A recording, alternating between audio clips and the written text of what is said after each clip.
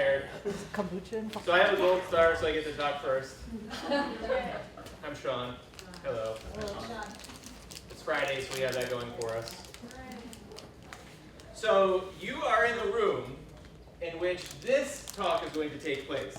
The lost tools of learning, why maintaining focus in information literacy is an issue.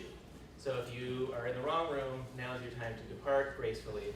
You just pretend that you need a drink, just cough or something. Excuse me, and no one will judge you. So we had a really interesting time selecting these sessions, and in this one in particular, we looked at it, and if you noticed the description, as I imagine you did when you selected this, we said trivia, and everybody went, what? Trivia, what is this? What is this thing? So we had a big discussion about it, and it ended up being very enlightening. So I imagine that this entire talk would be very enlightening. So let me introduce Tony. Anthony Penny, and by the way, I have great knowledge about Tony. For 20 years, I've been thinking about introducing someone, not Tony. Him, I have great knowledge of because I have a paragraph right here that I'm going to read to you. So, Tony identifies as a printer and a bookbinder by trade and a librarian by profession. Growing up in the printing trade, to then be followed by years of hand bookbinding, he entered the librarian profession 5 years ago. By the way, he handmade these portfolios that you have. I was up all night. That's a total lie. I hope the rest of your presentation is more truthful than this. Working currently at Clark University as a research and instruction librarian, Tony's approach to information literacy continues to rely on skills developed in the trades.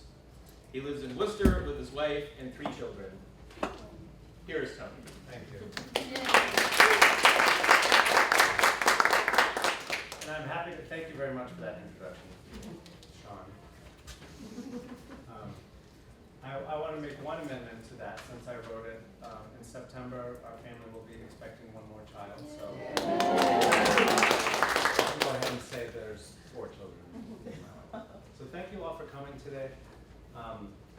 It's wonderful to be here, and I'm glad that I was invited to come to Connecticut.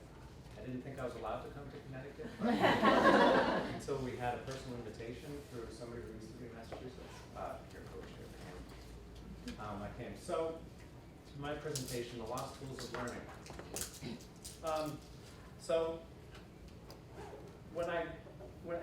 When I saw the posting for this conference, I thought to myself, like a dubious research librarian, well, let me turn this into a research question, and then I can see if this is something I'm interested in. So I looked at it and I said, well, why? I just put the why in front of it. Why do we lose focus when it comes to information literacy when we're trying to teach it? What is it that's going on? And for me, with a lot of the research I've been doing on my own, I immediately came up with this hypothesis of, well, it's difficult to maintain focus when teaching information literacy because we as a society have lost the tools of learning. What does that mean? Well, a good portion of my presentation is going to be about explaining the lost tools of learning. Just so I don't lose you from the start, you can think of the lost tools of learning as what we refer to as critical thinking skills, right? All right, so we've got that. So I'm going to walk you through, and like I said, I bring some of my skills from a trade. So if I was at a printing press and something was wrong with it, and I knew I needed to get something done with it, I couldn't talk to it. I had to take it apart. So when I come across a problem and a question, I have to dissect it. So, and that's what I'm about to do when I start to learn about what these lost tools of learning are with critical thinking. I needed to take it apart. And the 2 questions that have driven me since I've ever been in this profession are, who am I trying to teach, and what am I trying to teach? I mean, this is pretty simple, but this is where I start. So let's start with the what. So the definition. What am I teaching? I'm teaching information literacy. Great, what does that mean? Right, okay. So I want to refresh our memories here. The old definition of information literacy back in 2000 is as thus. Information literacy is a set of abilities requiring individuals to recognize when information is needed and have the ability to locate, evaluate, and use effectively the needed information. All right, we used that for a decade or so. You thought it was a little bit linear. So recently we've changed it. This is the newest one. Information literacy is the set of integrated abilities encompassing the reflective discovery of information and understanding of how information is produced and valued, and these are of information in creating new knowledge and participating ethically in communities of learning.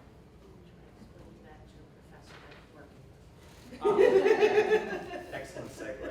She said, try explaining that to a professor you're trying to do, or a student, right? This is a hang-up, right? So we know, so I, as a aspiring information literacy librarian, just start to get it. Now I have the job of explaining to other people. So as I fiddle with it more, I say to myself, okay, well, what are they trying to do? We don't want to just show them where the library catalog is. We want to get them how to think about it, right? Critical thinking. All right, I can start to sell that. All right, well, how do I teach critical thinking? Critical thinking is a skill, it's not a fact, right? How do we learn skills? We practice them. All right, well, how do I teach it? All right, so, and critical thinking begins to be a cliche. So now I start to think to myself, well, what is the frameworks? That's going to show us, right? That really intelligently starts to break it down. Now I'm questioning what I'm doing. I didn't do that part, but this framework sounds really good. But now I've lost my focus again, right? I'm trying to parse out what I mean by information literacy before I can even try to deliver it. But I start to pull out critical thinking, the ye olde critical thinking skills, because I think it's been around so long. So I'm starting to get at it. Let's put that aside and look at the who. All right, who am I trying to teach? All right, that's easy again, college students. Even maybe more specific than that, first years. You know, we talked about earlier, Alana was talking about that gap that we've really got to fill. Transitioning them in. They'll have to know how important this is, right? This is good stuff. They need to know. And we just had that great presentation of why we need it. But they don't want to listen to me. Faculty are laughing at me like, oh, you thought they were going to listen to you? They don't listen to me. All right. How am I going to get them to listen to me? Let's make this mandatory. Information literacy is now mandatory. Punishable by academic discipline. Yeah. It's a little harsh. Punishable by hanging in the Right, I don't know. I know college you work at. I don't think so. All right, so that's a little harsh. Let's try to make it fun, right? Let's make it a game. Let's have a scavenger hunt. Everybody come to the library. First one back wins a prize. And those ones, the students that always win, still come back to me and say, yeah, how do I use the library catalog? So something's lost. What do we do for these kids? Oh, videos. Let's make videos. I love making videos. 8 minutes is too long. Yep. 10 minutes is too long. Yeah. 40 minutes. Somebody just, somebody told me, yeah, somebody's telling me about GIFs, right? Like 10-second loops. And that's going to teach them what? All right, so now I'm losing focus again. So I'm trying to answer my who and my what of what I'm doing, and I'm losing focus from the start. But what I did start to come together was a new research question. So all of that angst that I just demonstrated to you in a one-man skit was still, even though I didn't get any answers, still pulling me to a new question. So then I had to ask myself, at what point in a person's education are critical thinking skills taught and practiced? So I've got to start to think to myself, well, if these students that I'm teaching now have made it through K through 12, right? They've made it to college, they must have some sort of critical thinking skills to have gotten through all of that education. They must have. But what if they didn't? So that's the reverse of my question and my thought, was that I think I need to look at the other side of this. So again, like I said, and I'll keep saying, I'm trying to take this apart to the bare bones. I gotta see what's going on here. So, and just to, excuse me, sorry to get a little dry. So just to add a little bit of research to state, just to add a little bit of research to kind of prove that, yeah, maybe it is possible that they're not getting any sort of critical thinking skills when they're in school, is to look at this recent study. Remember the Project Information Literacy? Allison had, I got to listen to her talk last fall at Simmons College. She's brilliant. She's witty, she's smart. She's fun to listen to. And that's where I'm just pulling out one piece of data from her recent study where they're looking at students that have already graduated college, so anybody that's graduated between 2008 and I think 2014, and asking them questions about how they're employing, how they're using their lifelong learning skills that they have received in college. So this is after college.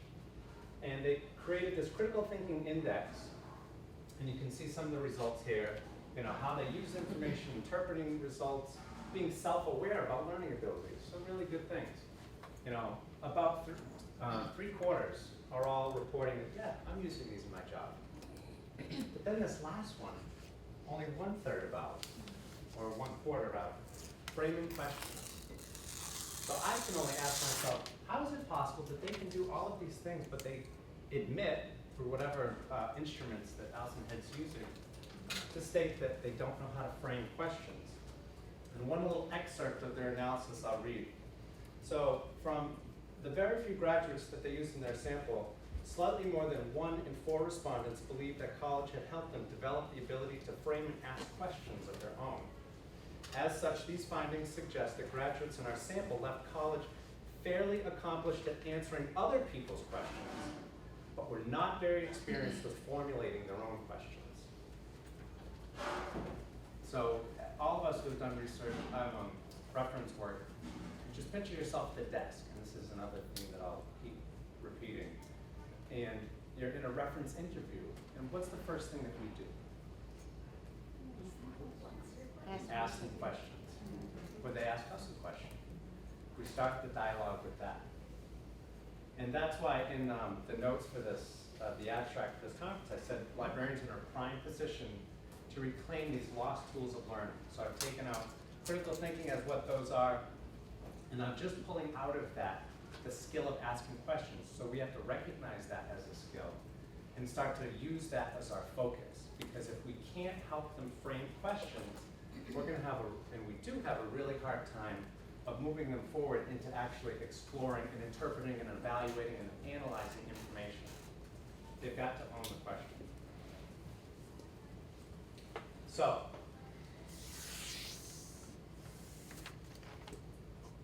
now I think I'm on the right track.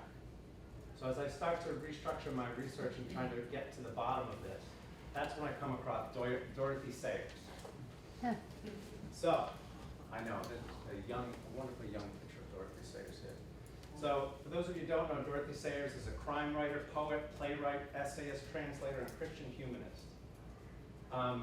She was writing in the 20s, 30s, 40s, and in 1947, she delivered an essay to Oxford University, to this class in the summer who was, I think they were in transition, they were studying education, and she titled her speech, The Lost Tools of Learning.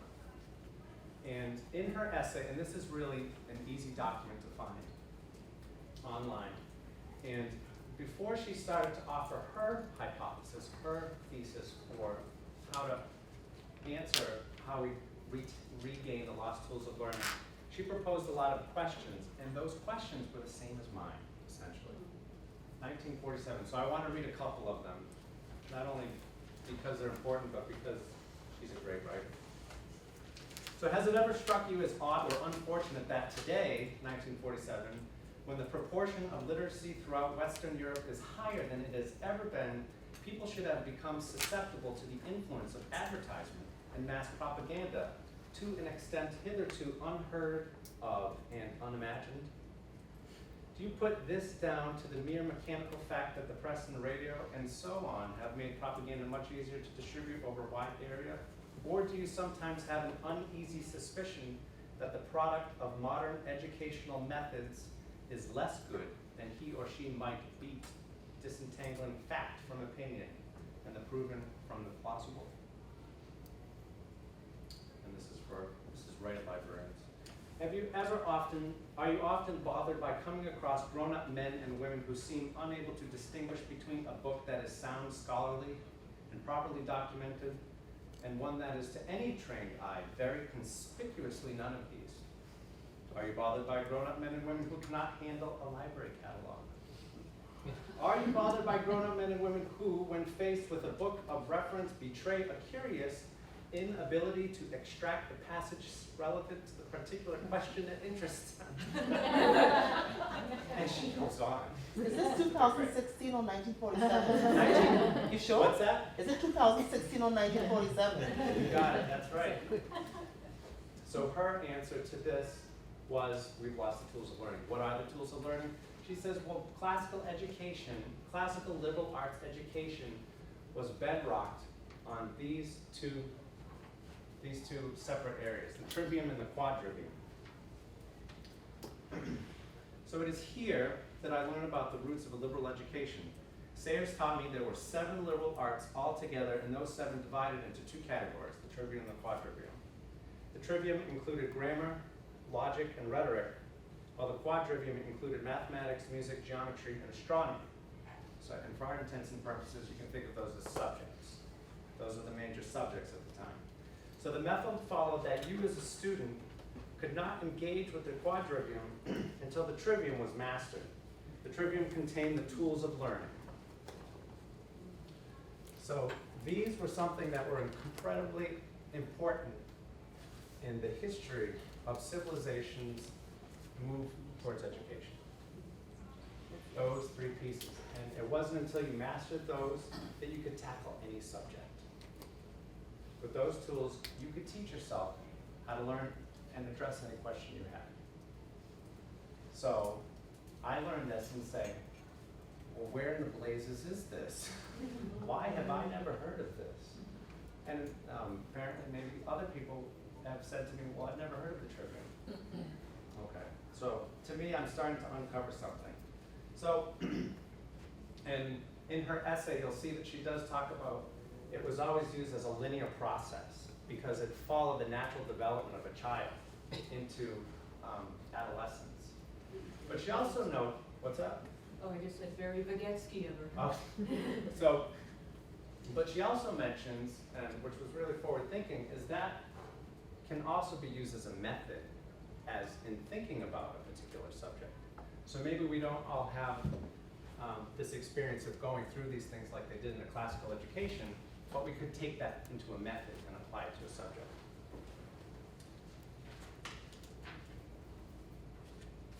So I just wanted to explain the process, the natural development in it. So in the grammar stage, you're spending time with the language itself into the Latin roots and the Greek. But often at this time period, and we're talking about a child between 7 and 10, 6 and 10, somewhere around there, but the child is simply absorbing information for the sake of it. So facts and information are gathered, they don't even care what it means, they just collect it. And it isn't until after the space starts to peter out, I said around 10 or 11, where those facts and ideas with other facts start to become useful, the logic phase. And this is what we'll look at in a minute with the Greek philosophers, our friends Socrates and Plato and Aristotle were starting to parse out. Their oratory tradition and culture was giving way to written culture, and they were trying to collect all this great information they'd been using verbally onto paper. But yeah, we'll talk about that in a minute. Then that logical stage led to, once you were able to take knowledge from the grammar stage, understand it, reason with it, argue it, were you then able to enter the stage of rhetoric where you were then to produce a thesis. And this was done anywhere between 13, 15, 16 years old. And of course this wasn't for everybody. I mean, we're talking about people, only those that went to school. We didn't have public education back then as far as I understand like we do today. So it wasn't like everybody was getting this education, but that was the bedrock, the standard of what a liberal education was. So from there, what I wanted to do was, so I've learned this, and like I said, all right, now I need to know when we lost this. What is going on here? For me, like I said, I need to take this all apart. I need to see the pieces before I put it back together. So we're just gonna take some highlights of time as I go through this timeline so we can see how far back we go. So I picked out Aristotle because this book, Organum, was put together by his students after he died. So he had 6 particular treatises that he had written on his own, but then I guess they put them together and called it this.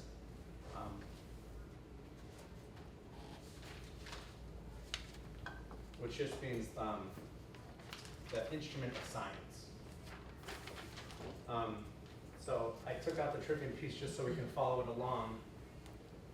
They were starting to parse out the difference between logic and rhetoric, but I just wanted to focus on logic at this point because that's the book that represents it. Because that becomes important as people try to maintain that and not lose it. Okay, so a little further along, we've got between 200 and 600 AD, we've got those people that are writing handbooks in Latin, and who are called Latin encyclopedists. I've heard of encyclopedias, but I've never heard of encyclopedists. Well, basically, when I read about these, they were doing librarian work. They saw information that was being disseminated from, again, that oral culture, finding the importance of it and wanting to write it down and save it because they thought it was important. And there's a great scholar, his name is David Wagner. In his book, The 7 Liberal Arts of the Middle Ages, I want to read a passage from him.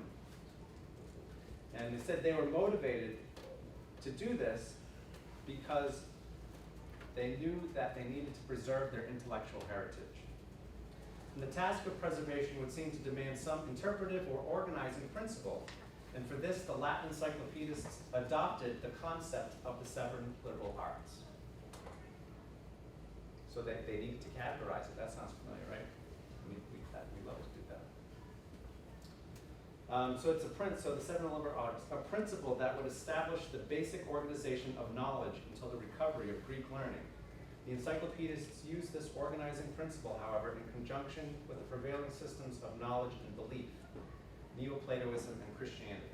So at the time, the physical and the metaphysical were found as really important, and because of the rise in Christianity, that was at the forefront in Western civilization. So then we've got right here, I've got trivium and the quadrivium, and they're putting them together, and they're being recorded. So they're safely tucked away in books. So it wasn't until after the Dark Ages and we had our first Renaissance that the medieval university started to be solidified. I highlighted this person right here who went on to be the first Pope of France, Pope Sylvester II. I mentioned him because he started to actually make the shift from grammar to logic as one of the dominant features of the trivium and made it central. So he was a distinguished scholar from the time and played a leading role in the Renaissance and the recovery of Greek learning. So there was a shift from the cathedral schools that existed to the university system, the system we have today. And the method to teach these ideas and concepts was called scholasticism, right? And I think we've all heard that word before.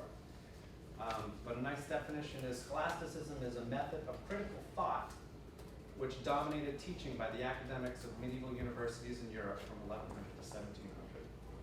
And employing a method of articulating and defending dogma in an increasingly pluralistic context. So it was an outgrowth of the departure from Christian monastic schools into early European universities. So what was born with those Greek philosophers and saved in books is now actually being practiced in universities. So this goes on until around 700 when we have the Enlightenment. Two big figures in the Enlightenment, Isaac Newton and Francis Bacon. Isaac Newton, I just pulled this quote, all ideas come from a sense of knowledge. So, and I'll remind everybody that shortly before this was the Reformation, the break from the Catholic Church, which was a huge part of our classical liberal arts education from the beginning. So there's this wanting to pull away from the church, and some people, like Isaac Newton, saying, well, I think these physical and the metaphysical need to be separated. We need to study them separate because the metaphysical is getting in the way of our sense of knowledge, our sensory. We can see knowledge, we can take it apart. It's the birth of the scientific revolution. But we also have Francis Bacon, who has got a grudge against Aristotle, puts out his book Novum Organum, which is basically trying to rewrite his idea, Aristotle's ideas of how logic works. And Francis Bacon said that the scholasticism at the time, there were three vanities that he thought was going on. He said one of them was the contentious learning of scholastic disputations on demonstrating logical power against one another. He also said it was a delicate learning of humanists who toyed with pointless, beautiful words.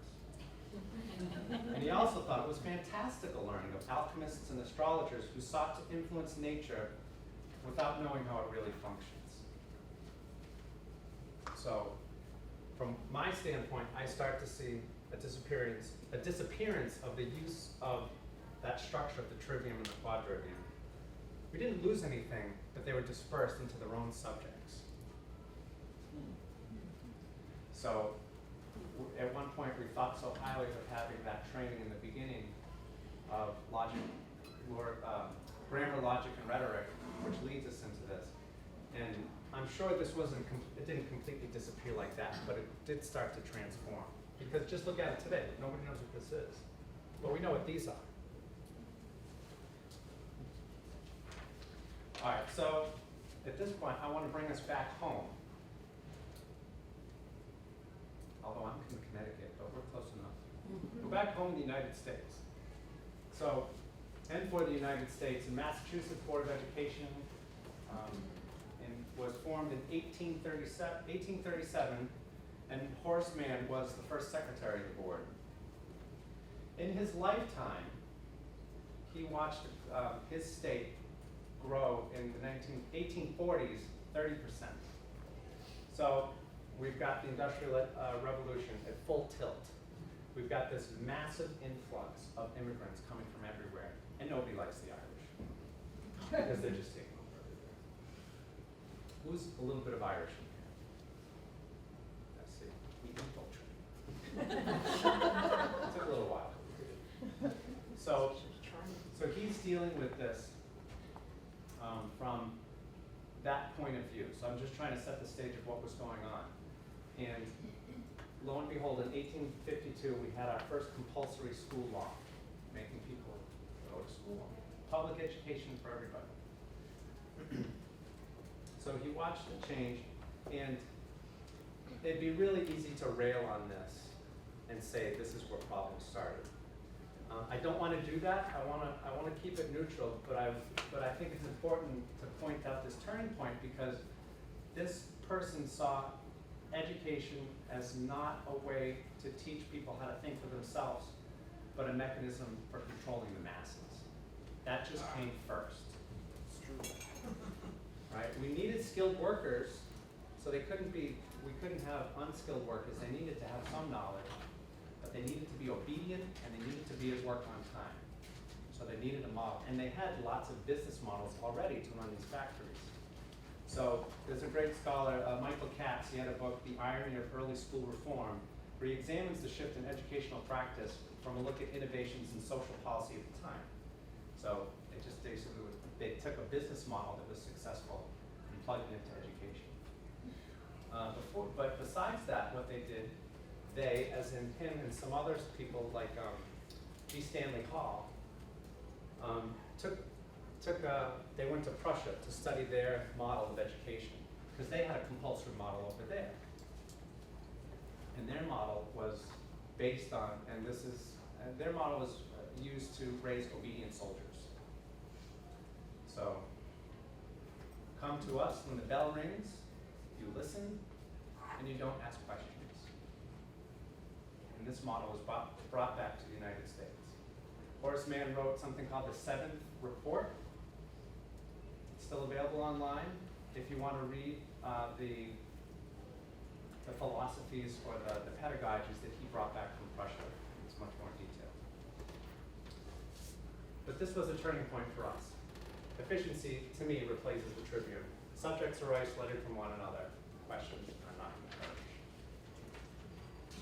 So this starts to put into context 1947 with Dorothy Sayers, why she actually addresses people at Oxford about how we lost the tools of learning.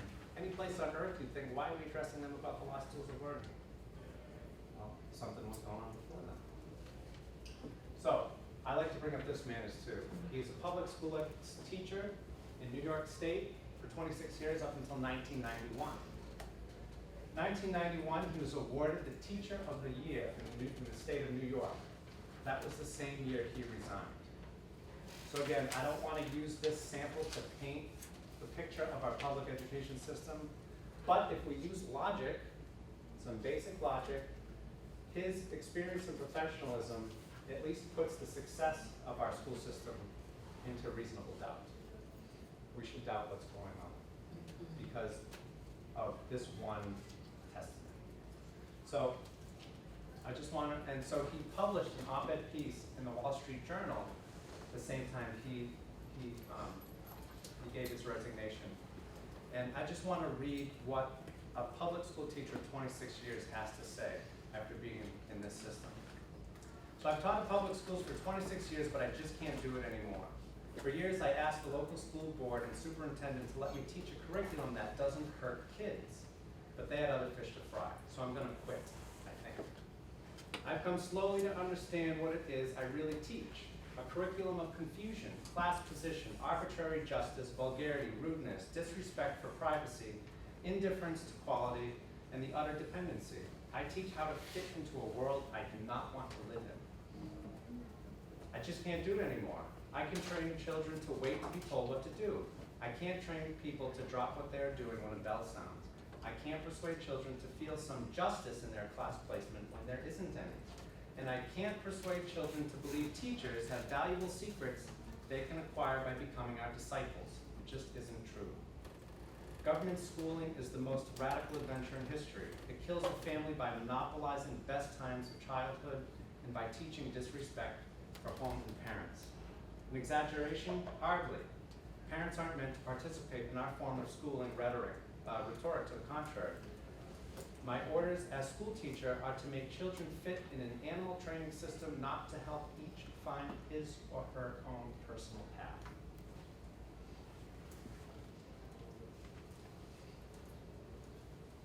You don't know how to ask them questions. So we'll go back to who am I teaching? What am I trying to teach? Who am I trying to teach? Well, I'm trying to teach kids coming out of an education system like this. That's one of my bigger arguments. Now, are there exceptions? Absolutely. Somebody can go through a public school system with this and have one good teacher that does it for them. And that teacher does anybody know any good teachers like that? They had one good teacher, or maybe you have children, they had one good teacher that made and pushed through all of this. Well, later on, call them up and thank them, because they went out of their way to fight against the system that isn't working for us.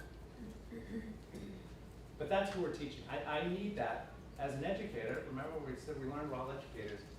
I need that to know how to approach the people I want to educate, the people I want to teach. And the what? Well, there's that little piece in there that I think we started to lose. Oh, okay. I'm going to go back to this slide because it demonstrates it. So I really think if I could make it a really generic example out of this, I would say this is the piece out of the trivium that we've lost touch with. The red arrows represent, that trivium. And like I said earlier, when I mentioned Dorothy Sayers, she said that we can use this as a method. We don't have to be too linear with this. We can take that knowledge and apply it to a subject. So if I want to learn something new, first I want to comprehend it, I want to build on the knowledge that exists, but then I need to reason with it. I need to understand it, I need to argue with it, to the point where then I can communicate it back to somebody. And what I'm saying in a very general way in our school system is we have students comprehend, give them content and knowledge, but then we have them communicate it back to us. We don't give them a chance to ask questions. We don't give them a chance to think for themselves.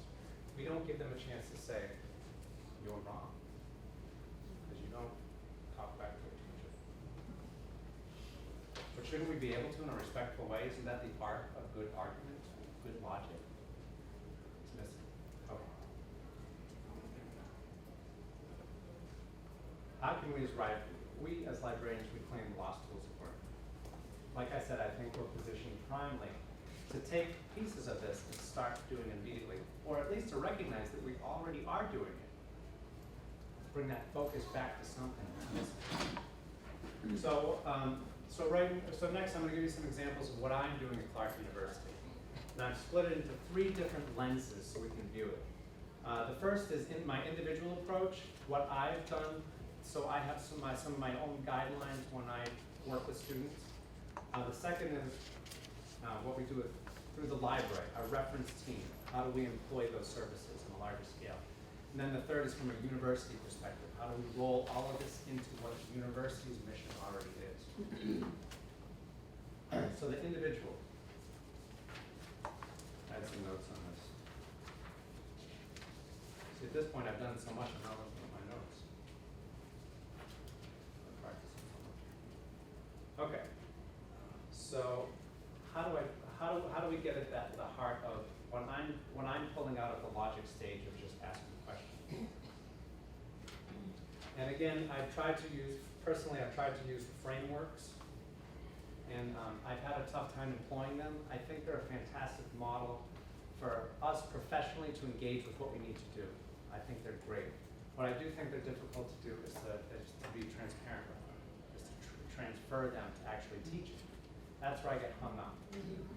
And I'm also, and if you do a Control F search on the document, it mentions experts 21 times. And just personally, I don't want to rag on it, but I do want to point out that I feel like it's a little too heavy on wanting to train students to recognize experts. I want students to recognize an expert in themselves. To me, that's number one. So they can have confidence. If they hear somebody that's supposed to be important and big, to say, I think that person's wrong. Academics can be wrong. No.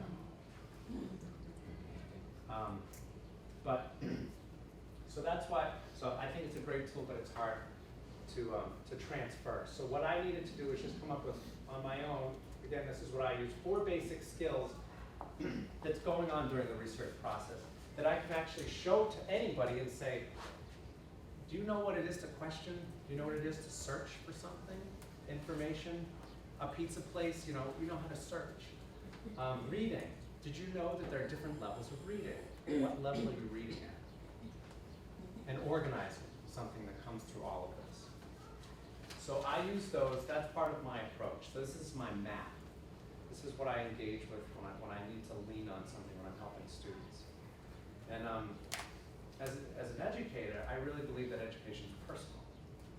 So it's worth the effort to give students the opportunity to talk one-on-one or in self-identified groups.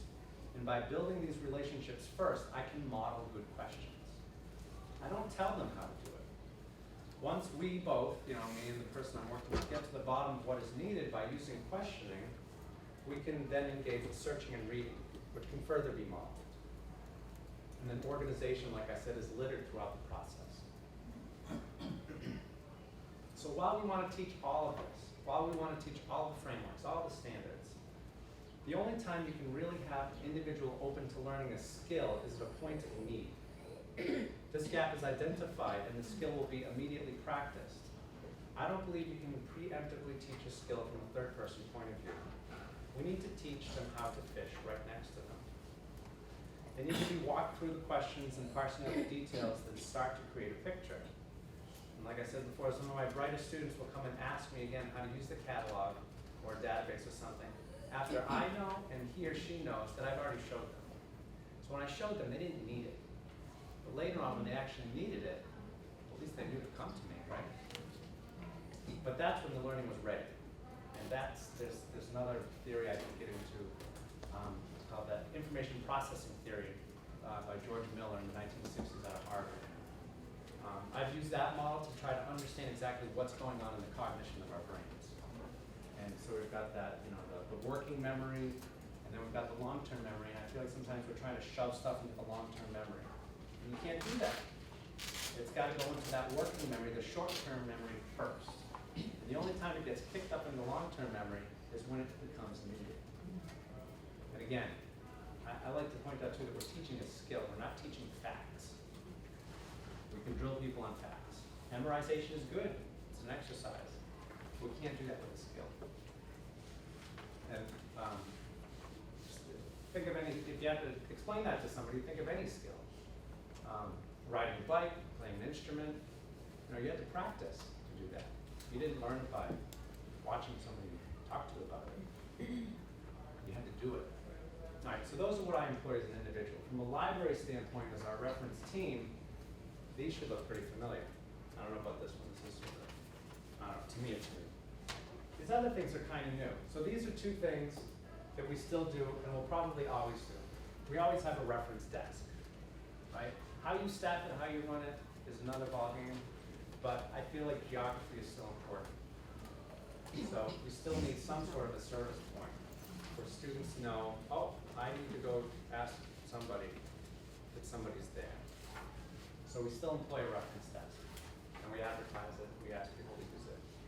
The second is the faculty collaboration, getting inside a classroom, working with faculty. We talked a lot about this, I don't need to go through it again.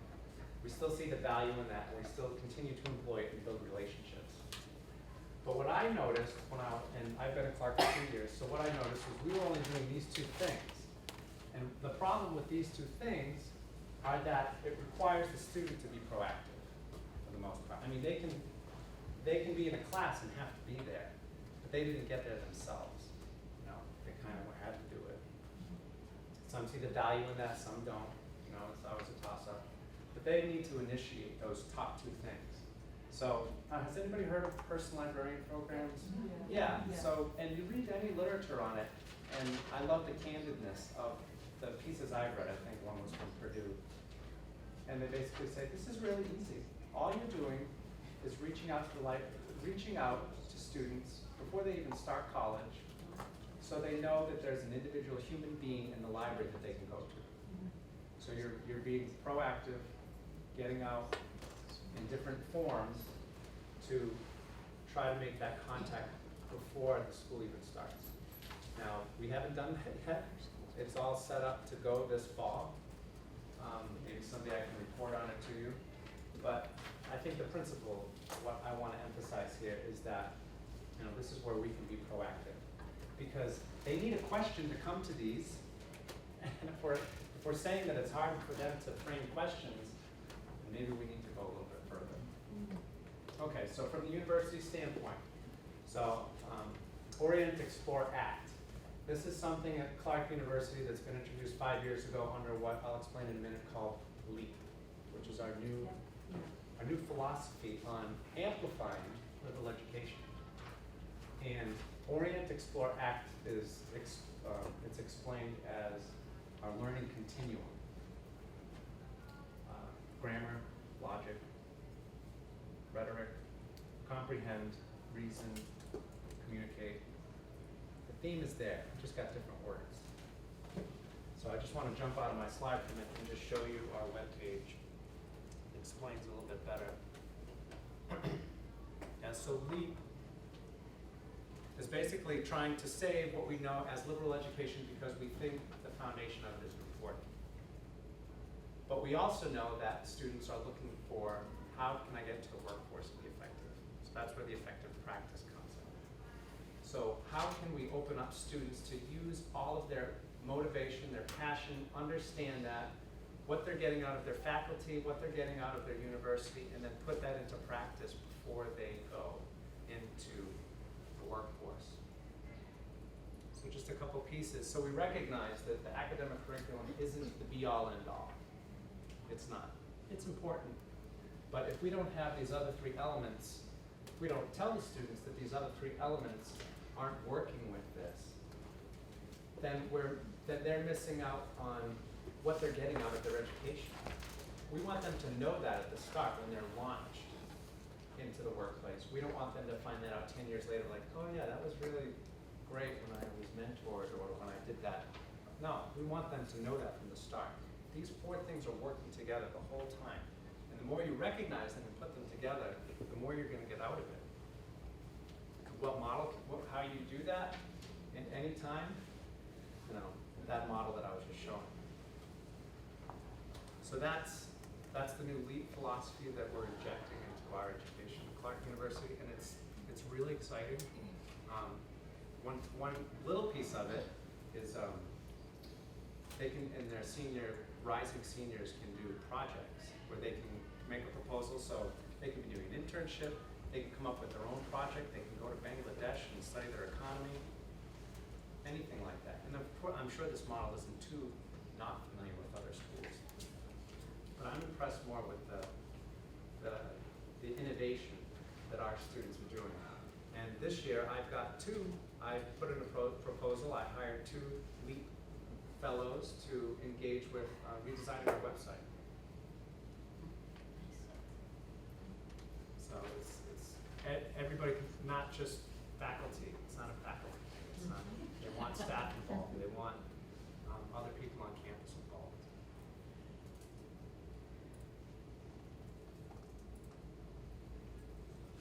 How are we doing for time, John? It's noon? 15 minutes. 15 minutes. Okay. So what can you take away from this? So before we can make sure our students know how to ask good questions, let's see how we do. So this isn't a drill or anything, it's just an exercise. So I know I said something in my notes about a mock reference interview. I thought, well, how am I gonna get all these people to get together? So what we're gonna do is we're gonna put ourselves in the student shoes first. We're gonna say, all right, the student has gotten this assignment where they've gotten this image and they have to come up with questions because something's going on. What questions come to your mind when you see this image?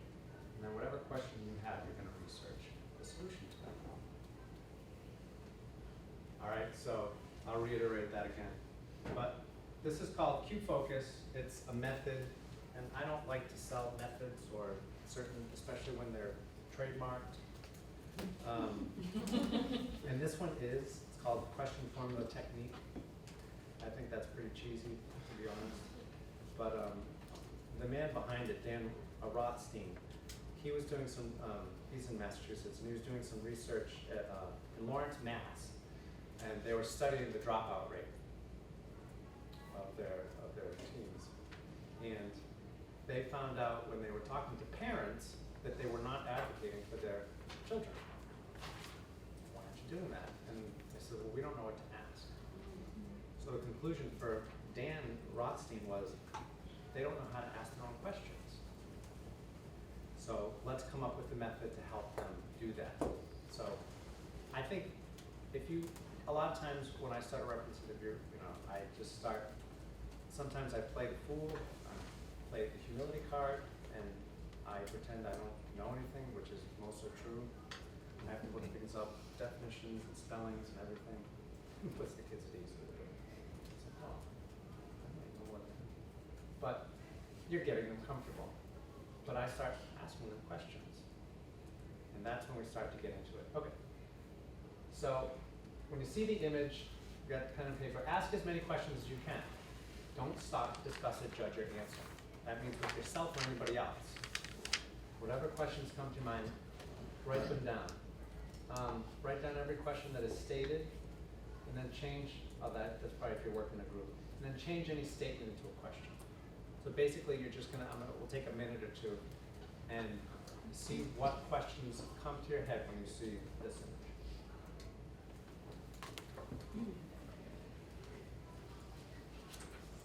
We're supposed to pick up all that stuff. We'll write it down. Oh, we're just doing it out loud. Oh no, write it down, take a minute. But that's a good point. You're wanting yourself, we're talking about ourselves now, to engage with our perception. What do we think?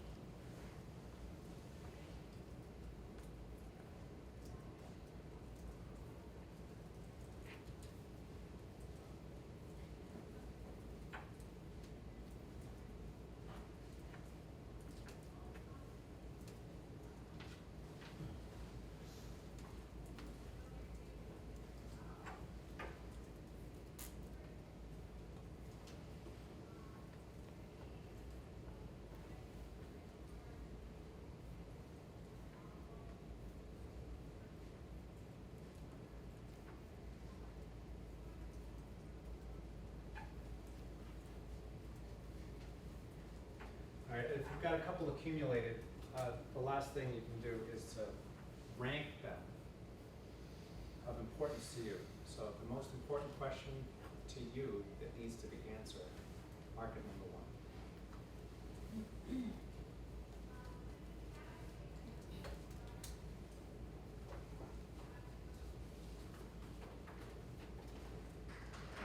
So I can leave a little bit of time at the end for questions. Just 2 or 3 volunteers. I want to hear what was your number 1 question that came up? Is this coming from a place of wanting to share those items and not put them in a closed box? Is this coming from a place to share?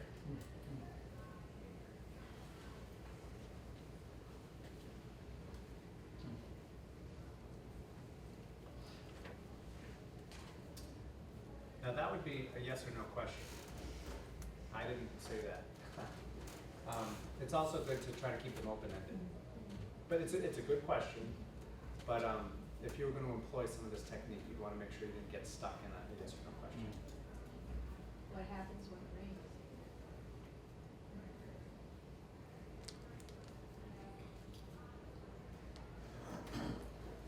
Why aren't there more of these receptacles?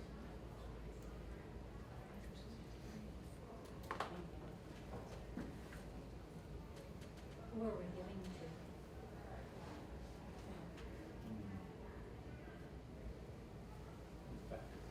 I thought the blue container was a book drop, so my question was, why is there a book drop next to Me too. bins for used clothing? Isn't it? I don't know. I thought it said discover books. Yeah. Let's say discover books. Book recycling. Book donation. Oh, book donation. Yeah, I'll okay. take one more. What type of neighborhood is surrounding, like, where are these located? What type of neighborhood are these located in?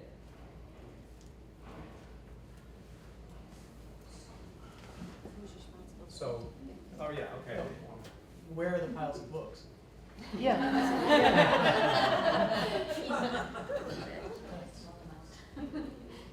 Indeed, where are they? So, I mean, so it's a good exercise to get the individual thinking on their own with a good prompt. I think a lot of times students, again, are told what to research. And even if they're given free rein, they don't know where to start. So this would actually be one thing that you could do if you've got that student that's really, oh God, where do I start? I need to write an essay on poverty in Africa. But I think also it demonstrates everybody had a different question, right? Nobody had the same question. Everybody has got different experiences, different knowledge. We bring different things to the table. And if I were to continue with this exercise, I would point out that what people's questions started with. Some people started with what. Some people started with who. Some people started with where. Some started with why. And when I'm helping students build keywords, I always try to help them pull out the who and the what, the subject and the object. What's the dynamic between those two things? Because that's where the problem lies, and that's what you want to investigate. Really general, you know, it's probably different for different subject areas. But again, if I can bring it back home to my original hypothesis where we've lost the tools of learning, one of those pieces is asking questions, well, what can we do about it? It can start right at the reference desk or wherever you're engaging a student. Try not to jump onto the computer right now. I don't know if anybody, I do it too. Knee-jerk reaction. Oh, you need that article? Well, you don't even know what that means, but here's a scholarly journal. No. Spend some time asking them questions. Because in the process, it'll start to dawn on them that they're in control, they have a voice, and that they can drive their own education. So thank you all for coming.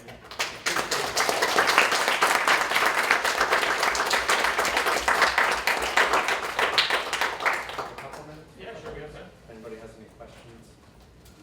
Yes, Bill. Anthony, I had a question. You're using the term skill, teaching a skill. Yes. On here. And I've been in conversations with other librarians who don't want to call it a skill because that's sort of looked down upon. Right. Faculty don't teach skills, they teach knowledge and other things. Right. If we're calling what we're doing a skill, it's sort of demeaning. What are your thoughts on that? to search this database, click here and there, or something kind of thing, and it's not at the same level of teaching as what. Thoughts on? Well, first of all, I don't know if I have an answer, but my first thought is,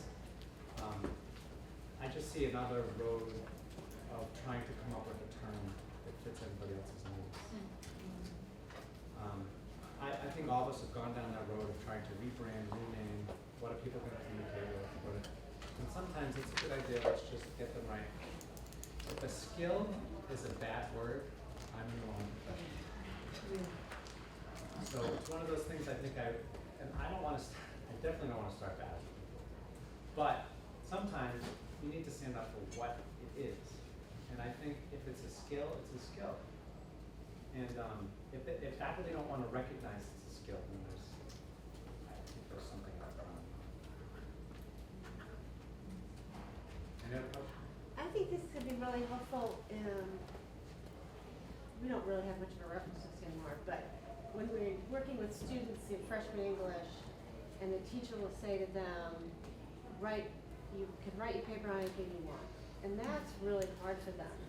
Until they'll say, I say, do you have a topic? And they'll go, no. I know. How many people get stuck on that? Yeah, so I try to throw it to websites that have all sorts of, New York Times has lists of topics, and they can start, but then I can see that you can say, okay, what interests you? Is it, concussions in football?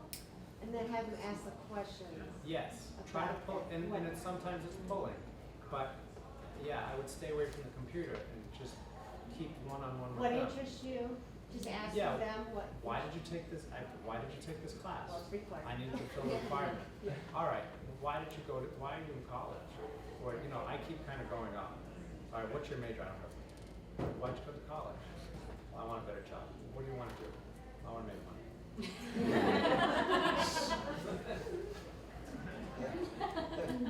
But again, we teach people big ideas make them narrow. Make narrow ideas bigger.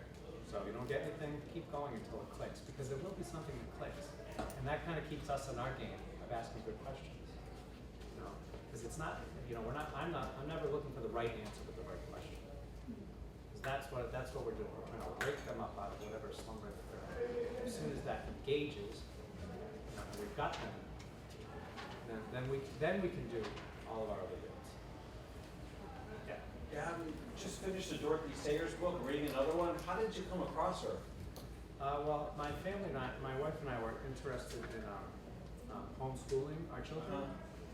So we were exploring that, and any document that you come across that relates to homeschooling in a Christian sense or even not a Christian sense includes Dorothy Sayers' essay.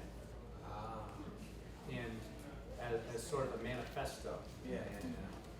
And so that's where I came across it. And then, Thank you. yes, I started to read Strong Poison again too, because I tell students sometimes, like, you want to learn how to be good detectives, read detective novels. They know how to ask good questions. They know how to look at Columbo.